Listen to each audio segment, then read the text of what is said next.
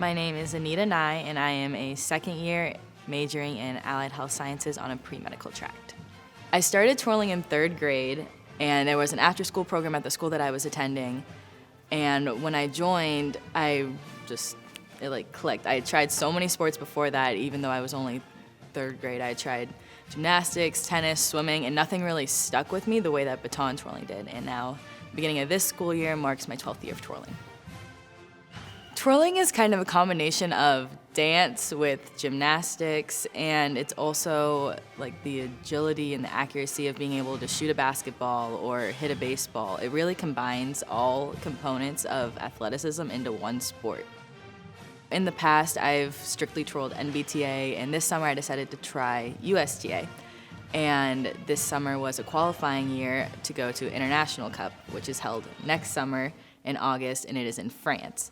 This past summer, I qualified in 2-baton, 3-baton, and dance twirl, and I will be representing the USA next summer as a soloist for the first time.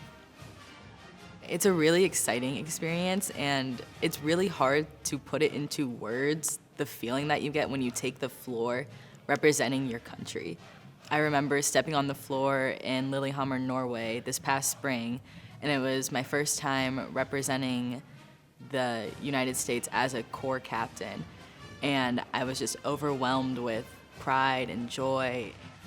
There's a definite difference between field twirling and competitive twirling. Myself as a field twirler, I try to incorporate a lot of gymnastics moves into my routines, like walkovers and aerials, just because they're real crowd pleaser tricks. One of the main differences between competitive twirling and field twirling is in competition, you're really focusing on your technique, making sure that your feet are together, tight and susu, your toes are pointed, legs are locked. And of course, all that is wonderful on the field as well, but I think something that is more prevalent in field twirling that doesn't translate so well into competitive twirling is what I call save catches. If you have a really bad toss on the field, you're more likely to dive after it and land in a split or do something crazy just to catch it, and then the crowd just erupts because they're like, oh my gosh, how did you catch that? And in competition twirling, that's really frowned upon, and you actually will lose points for having bad placement. My favorite trick to perform is a high toss side aerial, and that begins with a simple high thumb toss, and then I do an aerial underneath it, which is a cartwheel with no hands. I think the best part about baton twirling is the opportunities that it has provided me with traveling not only within the country but out of the country. Next summer, that'll be my 3rd time traveling out of the country for a baton competition, so that's pretty exciting. And I think the best part about it is the relationships that you're able to form with twirlers around the country and now globally.